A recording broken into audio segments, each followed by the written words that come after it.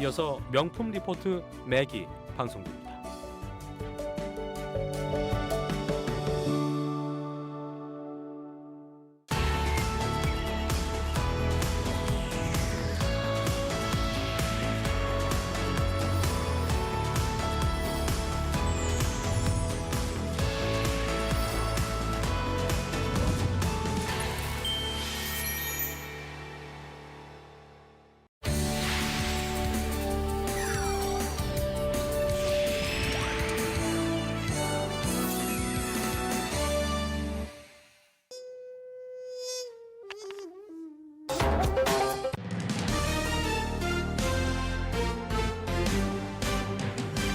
안녕하십니까. 명품 리포트 맥 최덕재입니다. 아직 여진이 가시지 않은 통일교 논란, 정부 업무보고 생중계 등 이슈가 많은 한 주였습니다. 일주일의 정치, 경제, 사회 분야 이슈를 심층 분석하고 정리하는 명품 리포트 맥 시작합니다.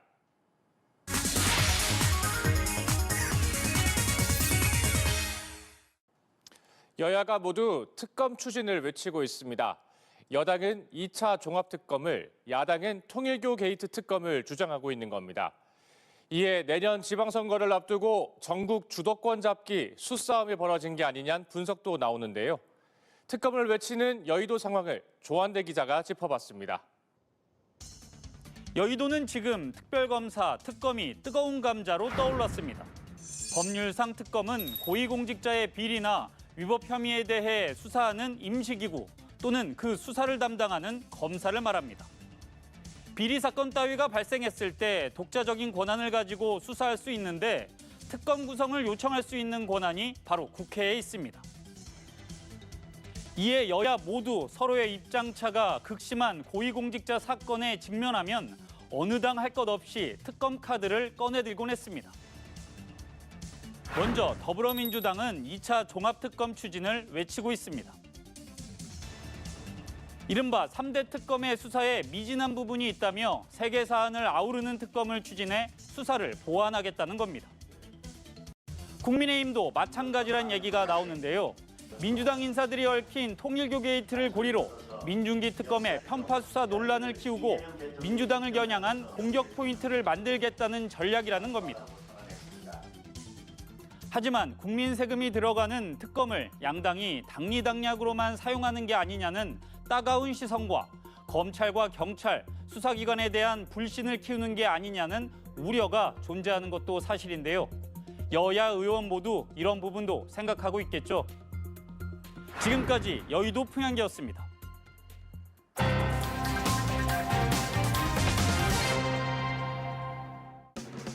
한 주의 주요 이슈를 쉽고 빠르게 정리하는 3분 맥집기입니다. 이재명 정부가 역대 최초로 업무보고 생중계를 도입했습니다. 보는 이에 따라 평가가 갈리고 있는데요. 3분 맥집기, 이번 주는 넷플릭스보다 재밌는 업무보고입니다. 업무보고를 통해 많은 장면들이 연출됐습니다.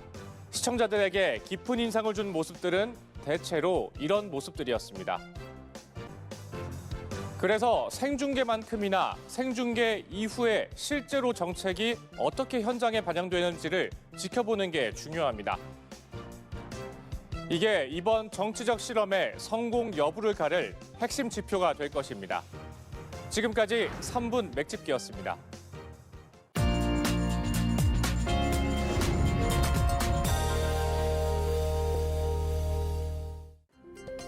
한 주 기업 뉴스 리뷰 주간 기업 기상도입니다.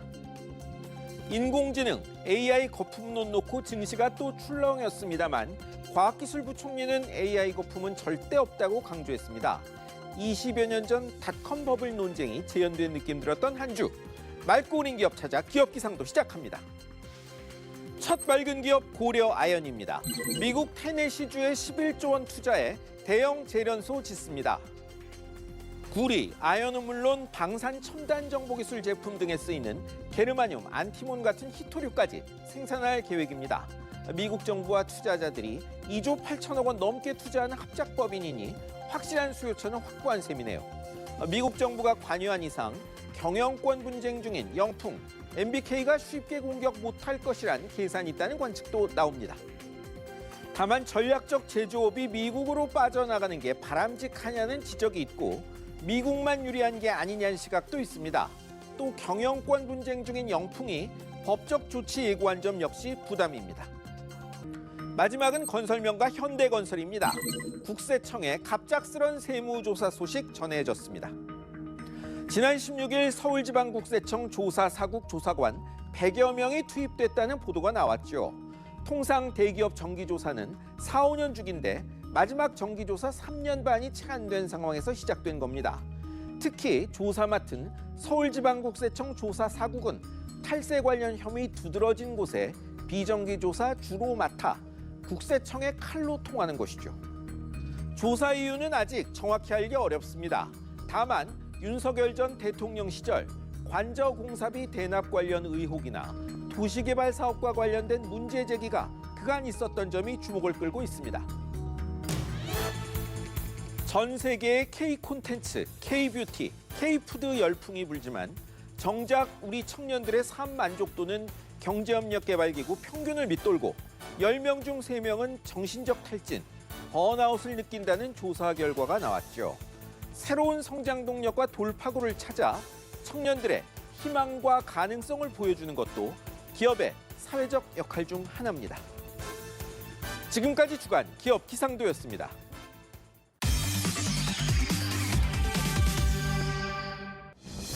오늘 명품 리포트 맥에서 준비한 내용은 여기까지입니다. 한 주의 주요 정치, 경제, 사회 이슈를 심층 분석하는 명품 리포트 맥은 다음 주에도 계속됩니다. 지금까지 최덕재였습니다. 감사합니다.